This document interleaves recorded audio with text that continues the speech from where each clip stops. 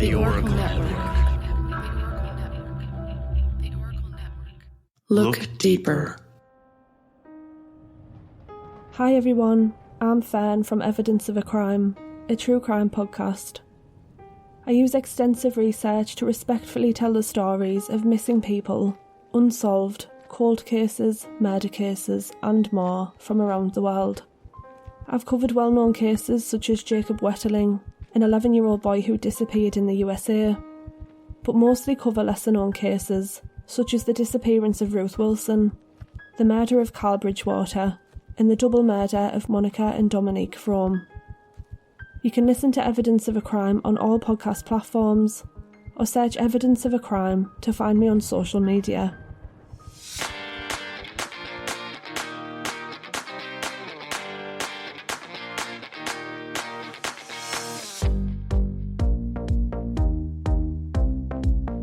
Hey, Rainbow Warriors. This is my disclaimer. Beyond the Rainbow is a true crime podcast. It's not suitable for young children, and maybe not even for some adults. I tend to swear like a sailor, and I'm kind of proud of that. Listener discretion is advised.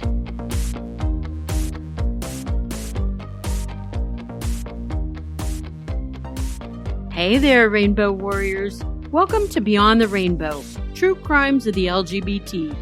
I'm your host, CJ. I have been seriously touched by listeners who've reached out to me on social media to let me know how much they like this podcast. I just want you to know that really makes it all worth doing. Thank you guys. I truly appreciate you. I also really appreciate those listeners who've reached out with case suggestions. Either the victim was your friend or family member, or the perpetrator was someone known to a Rainbow Warrior. Or maybe it's just a case you wanted to hear. These types of interactions for me are just priceless. If you're a new listener, please find me on Facebook at Beyond the Rainbow Pod or my Facebook page at Rainbow Crimes. My Twitter is Rainbow Crimes or my Instagram account, Beyond the Rainbow Pod. I should have said my Instagram accounts, because I have the accidental second account at Rainbow Crimes. And check out my website at beyondtherainbowpodcast.com. This episode's missing but not forgotten LGBT person is Ericka Guerrero. Ericka's missing case is a pretty recent one. She was last seen on July 20th, 2019 at a desert rave party that she attended with her girlfriend and their two friends. This happened in San Bernardino County, California, around 2 p.m. The rave was called Trip to the Moon 2 Desert Party. Ericka is Hispanic. She stands 5'3" and weighs approximately 190 pounds. She has curly brown hair, brown eyes, and chaos, all in capital letters, tattooed in bold letters on her neck. The SUV that Ericka or her girlfriend had borrowed is a red Nissan Pathfinder. It was borrowed so that Ericka, her girlfriend, and the other two friends could get to the rave concert. But it was found months later on September 6th, near Black Mountain Woods. And the girl who lent the Pathfinder out never even reported it stolen. Ericka's girlfriend said she saw Ericka drive off in the SUV. Another one of Ericka's friends said that couldn't possibly be true. Ericka was terrified of driving, and she never drove anywhere. According to other friends, most of Ericka's family and close friends didn't like the girlfriend. They say she's crazy. Several of Ericka's Facebook friends received a strange message on Facebook Messenger. The message came from Ericka's account. The first thing it had was the location of Black Mountain Wilderness, and that's exactly where the SUV was found. The message sent read, "I'm stuck and I need help getting out." Ericka's friends think the girlfriend sent the message from Ericka's Facebook account. Since Ericka's disappearance, her girlfriend has removed herself from all social media and she refuses to cooperate with the police. The girlfriend's name remains a mystery to me, or I definitely would have shared it with you, Rainbow Warriors. Because as you probably know, I'm not above outing shady people. I tried to contact one of Ericka's aunts, but I got no response. So I'm not sure what type if any, of the investigation police have done. I don't know if the car was inspected, although I imagine it was. I did read that a couple search and rescue operations took place in the Black Mountain Wilderness, but nothing was discovered. If any updates arise, I'll be sure to keep you posted. In the meantime, if anyone has any information on Ericka's whereabouts, please contact Crime Stoppers. The tips can be anonymous, and their phone number is 800-222-8477. As this crazy-ass year of 2020 winds down, I find myself looking up how many trans people have been murdered this year. This year has been the highest amount of trans people killed on record, and I keep hoping that the number will start to dwindle, but it just keeps freaking rising. Globally, at least 350 trans people that we know of have been viciously killed. Last year, globally, the number was 331. In the United States, 36 known trans people have been murdered in 2020. And sadly, this year is not over yet. I believe by the end of 2019, 26 trans people had been murdered. They are ugly numbers and very ugly crimes. I'd like to take this episode to remember a few of our 2020 fallen trans people. Yesterday was Transgender Day of Remembrance. Unfortunately, due to some technical difficulties, I wasn't able to get this episode out yesterday, but hopefully I've fixed the problem and can get it out today. In the early morning hours of May 31st, in the Marquette Park neighborhood of Chicago, Illinois, a 37-year-old trans woman named Selena Reyes Hernandez was connecting with an 18-year-old high school student named Orlando Perez. Orlando thought Selena was gorgeous and just the kind of MILF he'd like to have a night of fun with. The couple went back to Selena's place. She lived in a basement apartment that was adjacent to her family's home. The apartment had its own entrance, and for the most part, Selena enjoyed her privacy. After a bit of fooling around, Orlando asked to use Selena's bathroom. While he was in there, he kept the door open. Selena grabbed her phone and she was videotaping Orlando washing at the sink. She put her phone down and Orlando came back to where Selena was sitting, and he point-blankly asked her, "Are you a woman?" Selena admitted she was transgender. Orlando was shaken and he told her he had to leave. Orlando went home and not long later he returned to Selena's basement apartment, but this time he had a gun. He let himself into the apartment. He found Selena and he shot her twice, once in her head and once in her back, and then Orlando left. Orlando went home again, and when he was there, he kept seeing Selena's face, so he went back to Selena's apartment for a third time. He walked in, he saw her body laying face down on the floor, and he proceeded to shoot her 3 more times before he left again. Selena's family living in the main house had heard bangs. They really couldn't identify what the noise was, but they knew it was coming from Selena's apartment. They tried to call her cell phone, but their calls went directly to voicemail. Later that morning, they went down to check on her, and they found her body riddled with bullet holes. Immediately, the family called for emergency services, but Selena was pronounced dead on the scene. Police canvassed the neighborhood, and they found many of the homes and neighbors of Selena's had security cameras. Neighbors were giving the police access to these videos, and on these tapes, they discovered Orlando. He was dressed in identifiable clothing that matched the same thing the young man on Selena's phone was wearing. Police knew they had their guy. Orlando was arrested and charged with first-degree murder. He's being held without bail, and we are now awaiting his trial to finish to see what sentence the young Mr. Perez will receive. Brayla Stone was a young black trans teenager. She was only 17 years old when her body was found abandoned in a van north of Little Rock, Arkansas on June 25th.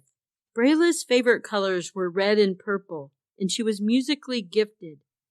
She's described by friends and family as having a kind heart and a sweet, loving nature about her. Although after Brayla's murder, her family insisted to media Brayla be called by her birth name, Braylon Stone. and they wanted them to use the he pronoun when reporting about her. But with all due respect to Brayla's family, I'm going to honor the memory of Brayla by calling her what she went by. Somebody who identified themselves as Tappin' Season on Instagram claimed that they were paid $5,000 to kill Brayla. Tappin' Season went on to post a picture of $5,000 in cash, and in the comment section, someone asked Tappin' Season, "What happened?" Tappin' Season responded, I zipped him for $5K. Money well spent. The account has since been deleted, and there's no way to tell if this person actually had a part in Brayla's murder. However, an arrest was made. An 18-year-old three-time loser named Trayvon Miller. He's alleged to have been the one responsible for Brayla's murder. Police have been keeping this case very closed off, so we're not able to know if the evidence they have against Trayvon and why they're convinced he's the one involved. Nonetheless, he's being charged with capital murder, and that holds a life sentence or a death sentence if he's found guilty. The reason I call Trayvon a three-time loser is because he was arrested in a murder case when he was 14 years old. He and two of his friends ambushed a 17-year-old high school student named Brian Thompson one night. It was under the pretense of buying weed from Brian. Trayvon and his two buddies got into the car with Brian, and as Brian was weighing out the weed that the boys were buying, one of Trayvon's friends took out a gun and shot Brian in the neck and killed him. Trayvon struck a plea deal, and he turned on his friends so he wouldn't be tried as an adult. He was tried as a juvenile with the stipulation if he didn't rehabilitate his behavior by the time he was 21, he could be tossed into adult prison at any time. Why the courts don't follow through with threats they make, it's beyond me. Because in 2019, when Trayvon was 17 years old, he approached a woman in a Walmart parking lot. He told the woman he was store security and he needed to check her bags and her purse for stolen items. He tried to wrestle this lady's bags and her purse from her, and when the lady told Trayvon she had a gun and she would use it on him, scared, Trayvon ran away from the lady. He ran across the parking lot from the lady to a car that an elderly gentleman was driving. The gentleman rolled down his window to see what Trayvon wanted. Trayvon told the man he was a police officer, and the gentleman asked to see his badge. Trayvon said, Man, I'm just messing with you. And he ran off. Parking lot security camera caught all of this action on video. Trayvon was identified and he was brought into the police station. And that's where the woman he tried to attack and rob in the Walmart parking lot and the gentleman that was in the car were able to identify him. Trayvon spent only 5 days in jail before he was released. In the eyes of unicorn justice, this punk-ass little bitch had his 3 strikes. He should be out of society for good. There was no reform from the time he was 14 and had a part in the murder of a 17-year-old high school boy. That was 4 years to get scared straight and change his ways. True, I don't know what Orlando's home life was like, but there comes a time in someone's life when they need to be accountable for their actions. And there's yet another mention of Trayvon's criminal action. It happened in March of this year, right before Brayla's murder. Trayvon had a warrant out for identity theft. An officer recognized Trayvon and arrested him as he tried to flee. The cop found a .22 caliber pistol on Trayvon. And again, he was picked up and just released. Just so the following month, he could be the one that possibly murdered Brayla Stone. Again, I'll keep you posted if I run across any updates on this case. I just want to forewarn you now, nobody has been arrested in the case I'm about to share with you. Brawley, California is located in the state's Imperial Valley area of Southern California. It's a big agriculture, cattle, and feed kind of city. The case of another transgender, Gwen Arahu, whose murder I covered in a much earlier episode, she was from Brawley as well. On July 13th, the life of 22-year-old trans Marilyn Cazares came to an abrupt end. Marilyn was a people person. Her aunt says she was accepted for who she was by most of her family and they loved her. Marilyn was kind and funny. At a young age, her family knew she was supposed to be female. Even as a child, she embraced her feminine side. She loved to wear wigs and dresses. At the age of 18, Marilyn moved out of her house, and that's when she insisted on being called Marilyn, after Marilyn Monroe. Her aunt was also very upfront that Marilyn had a meth addiction, and it sometimes got the best of her. But Marilyn was working hard to try to get clean. She was also working on getting her GED. Marilyn had to drop out of high school when she was younger. Because the bullying of her gender identity from the other kids, it got unbearable for her. Marilyn liked to call the other members of the LGBT community her brothers and sisters. Her aunt also said in spite of her family's acceptance, Marilyn preferred to hang out on the streets. She felt totally accepted by the people there. In fact, she called them her people. Occasionally, Marilyn had to turn to sex work to make money. Many would say that she lived a risky life partaking in drugs and sex work. And that might be true, but it doesn't mean she was any less of a human than you or I. Marilyn was someone's child, a sibling, a friend, and she was loved by many. But the morning of July 13th of this year, her body was discovered in an abandoned old home in Brawley. Firefighters were responding to a sofa fire, and they're the ones that discovered her. Although police have not publicly given information out because this crime has not yet been solved. Marilyn's family are the ones that said Marilyn had been stabbed multiple times and then lit on fire. The Brawley police are still working on this case. Should you have any information, please contact them at 760-344-2111. Just 5 days ago, another trans woman was murdered. This time, it was at the hands of her husband. 39-year-old Uni Carey was an LGBT activist, an entertainer, a professional salsa dancer, and a former beauty queen. Uni was well respected and loved in her Miami, Florida community. She was even pretty well known in Los Angeles as a performer and trans activist. As with many trans people, Uni struggled growing up in Cuba. She came to America to pursue a life, a better life, and to be accepted for who she was. Uni's husband is also from Cuba and a dancer. He's 27-year-old Igor Arruda Souza. Say that 3 times fast. Igor phoned 911 dispatch around 4:30 a.m. Tuesday, November 17th. He told officers when they responded he'd stabbed his wife multiple times with a fork and a knife he took out of the kitchen drawer.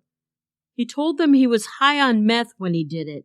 Igor said that he and Uni had been arguing when she told him she found a better man.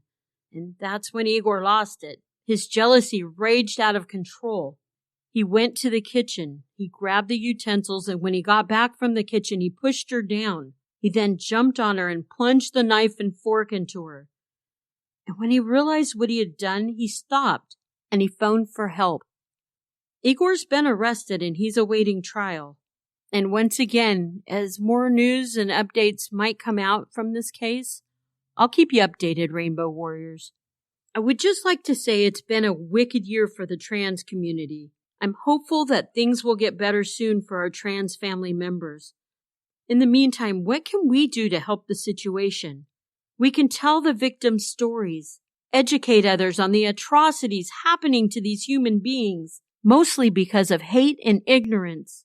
Unfortunately, situations like Uni Carey's happen because domestic abuse is real and people snap over dumb things.